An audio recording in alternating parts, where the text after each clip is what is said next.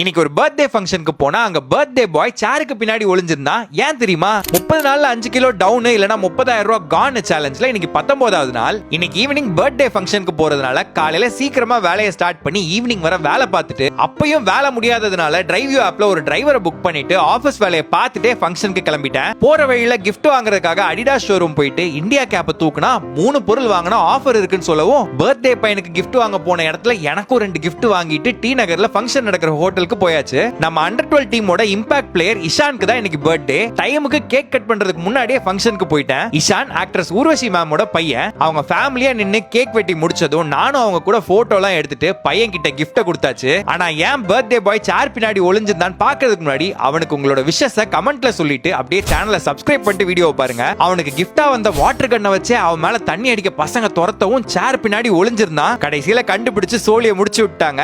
நானும் ஃபங்க்ஷன்ல சாப்பிட்ட பிரியாணியை கரைக்கிறதுக்காக வீட்டுக்கு வந்து சைக்கிளை ஓட்டிட்டு டே முடிச்சுக்கிட்டேன்.